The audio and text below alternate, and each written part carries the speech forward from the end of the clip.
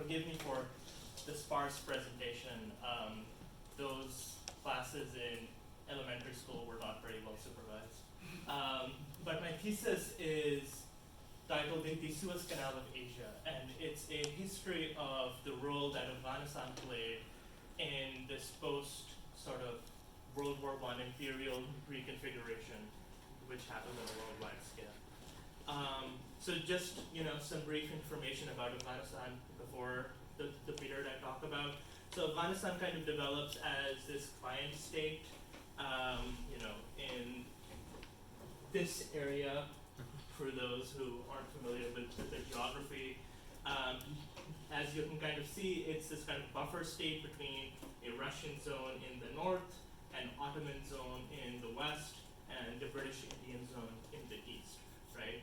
And so this is like a map of, it comes from this like British source book called like Central Asian Book of Routes. So you can kind of see that how Afghanistan is the connection to, like even China in the north, India in the south, and so on, right? So Afghanistan is kind of this place in the middle of everywhere. So anyone who's moving between these imperial spheres, Kabul is at the center of that, right? And this kind of goes against our typical notions of Afghanistan as this isolated, kind of closed-off space, right? But even though Afghanistan is, this very critical part of imperial geography in Asia, it's quite poorly understood. So the last British mission before the end of World War I was in 1904, right? So it's this kind of space which is at the middle of empires, or it's between empires, but the empires themselves are not present within Afghanistan in that same way, right? And what this allows is that if there's a massive anti-imperialist uprising on a global scale, then Afghanistan is this kind of less supervised space where a lot of like wacky political things can happen, right? And so one of those massive anti-imperialist uprisings happens in World War I, which is called the seminal catastrophe of the 20th century, right?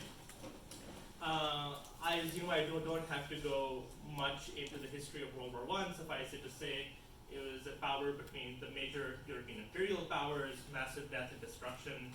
In the top right, you can see a picture from the LACMA Art Museum about the First World War, which I think is a great atlas to it. But the upshot for the colonial world is that the European imperial ventures, which were already stretched to their breaking point, kind of have to go all in on Europe, and they leave the colonies undefended, right? So India, for example, is actually very poorly defended by the British Army. There are very few soldiers there. All of them leave to fight the Ottomans. So India is virtually like undefended at this point, right? And this is a story throughout the world, right? And so, these empires kind of exhaust themselves in this fight, and then when they're kind of, making the political settlements after the war, you have this thing called the Wilsonian moment, where the United States, as the last one standing, kind of exerts this influence in setting the tone of post-World War I political settlements, right? And that tone is more focused on self-determination, national sovereignty. And even though Wilson means this for Europe, it gets picked up by Asians and Africans in a big way, right? And part of this story is, I think, an underrated factor for this sort of anti-imperial uprising which you see in the world, which is the 1905 Russo-Japanese War. There's a depiction of that, but for those who don't know, this is when Japan, this Asiatic power, defeats Tsarist Russia. And there's a nice anecdote from India that the poet Tagore starts dancing in the streets because he's so elated to hear that the white man has lost, right? Anyhow, so in this you have this kind of powder keg gets lit up, right? The empires which have regulated the world for so long are weak, and the people who they have suppressed for so long kind of see that the cracks are forming. It's not impossible to break free, right? And so then some people do try and break free, right? So in between 1914 onwards, you have a series of these challenges to empire, right?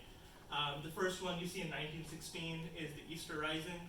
For those who don't know, this is when Irish revolutionaries try to declare independence. It doesn't go well, but then in 1919, the Irish War of Independence begins. In 1917, you have the Russian Revolution.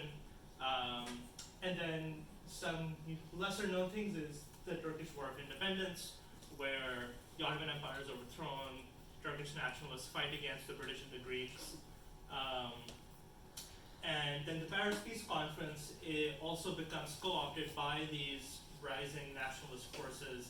They send delegations to Paris to try and claim a seat at the table, to try and force themselves into the sort of conversation, right? So where does Afghanistan fall into all, right? So in 1919, as these three massive things are happening, Afghanistan is also experiencing a change. So the pro-British Amir Habibullah is murdered, right? We don't know who, but the person who ends up succeeding him is his son, Amanullah Khan. And Amir Amanullah Khan is this anti-British sort of modernizer, right? So there's this kind of like radical shift in the leadership of Afghanistan. And to kind of secure his power, Amanullah basically declares war on the British. And he fights the Third Anglo-Afghan War, which is like a month. It grinds to a stalemate very, very quickly.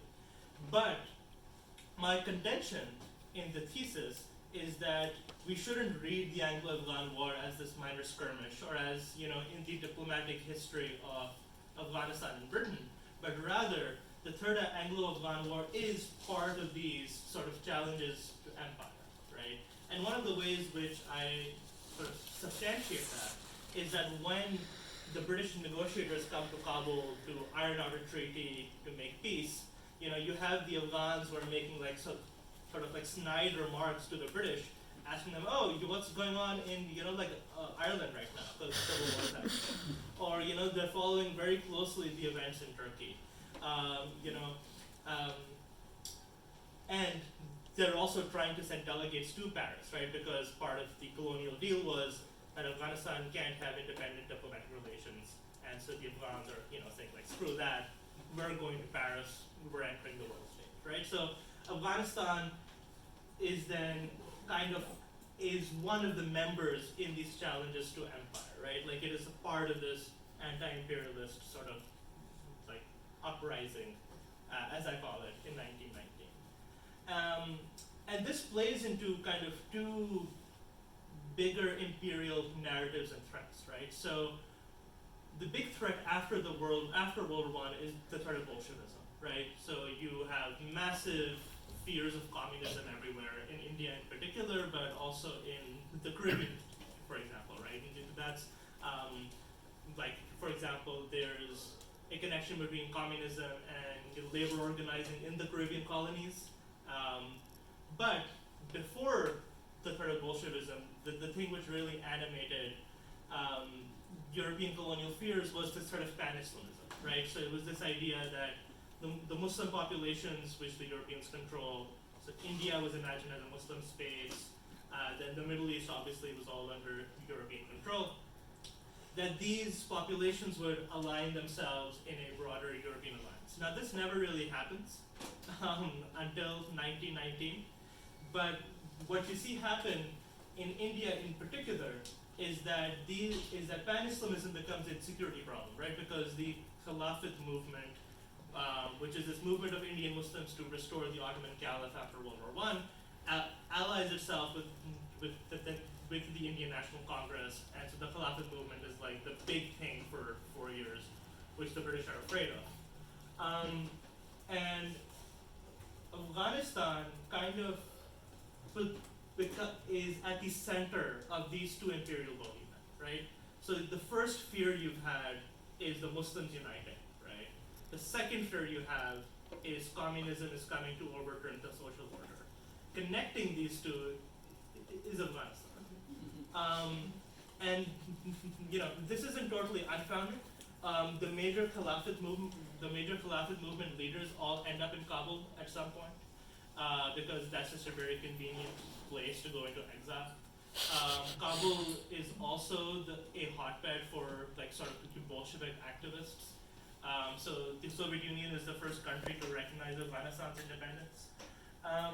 And part of what's happening here is that Afghanistan, in its diplomatic relations with the Soviet Union, is providing this kind of conceptual bridging between the languages of Pan-Islamism and Bolshevism, right? So in some sense, the imperial imagination is kind of justified, right?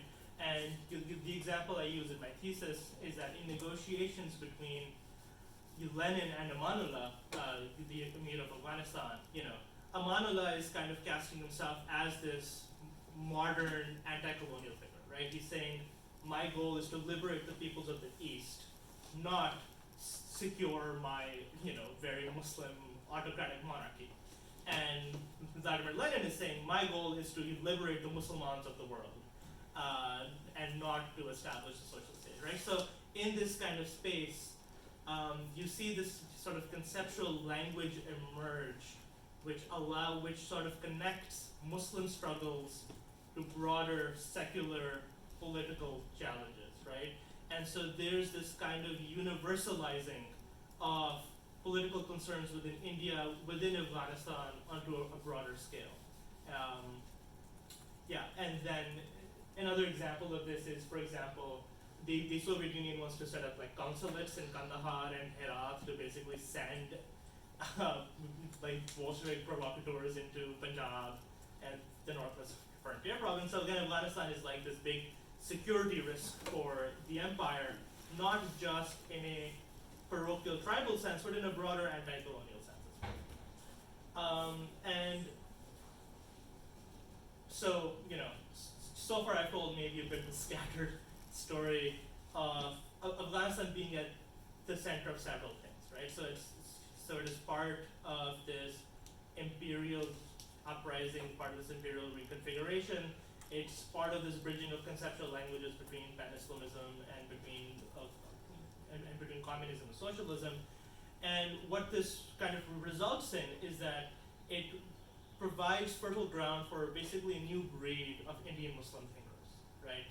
Or at least that's the one aspect which I example. There's actually a lot more going on, but I look at two Indian Muslim thinkers. So on the top you have Maulana Bhopali, who's from Bhopal in India, and below that we have Muhammad Iqbal, right? So Bhopali is one of the leaders of the Communist Party of India, and Iqbal is this kind of proto-Muslim nationalist, typically thought as the founding father of Pakistan, right? But both of these people, even though they have very different political projects, kind of come to the stage or analyze their politics in terms of what's going on in Afghanistan. So Bhopali, for example, right, he publishes this pamphlet arguing that Islam and communism go great together. And what he does is, he kind of conceptualizes the Muslim past in this sort of secular, teleological, Marxist sense of history. But when he is coming up with this stuff, he's in Kabul, right? He is using Persian presses that he's able to get because Lenin is cool with Amanullah. And so what allows him to spread his ideas is this Soviet-Afghan alliance, right? Iqbal, for his part, his first major work, Bayan al-Mashriq, is published in 1923. Before this, he wasn't really a known entity. That is dedicated to Amanullah, right? And he posits Amanullah as a sort of modernizing figure. And Iqbal is, very concerned with this reconfiguration of the world order. How can the Eastern peoples weigh equally with the West? And he kind of sees Amanullah as someone who can do it.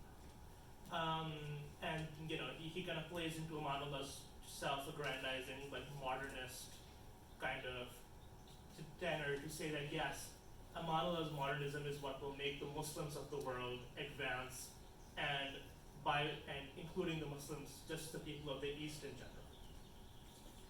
general. And so all this to say is that a history of Afghanistan, the history of Afghanistan as we typically understand it is this kind of closed off parochial space that events in Afghanistan don't really matter beyond Afghanistan itself, right? But my goal in the thesis was to kind of show that events in Afghanistan were basically foundational to a lot of 20th century political history, not just in Asia, but the world over.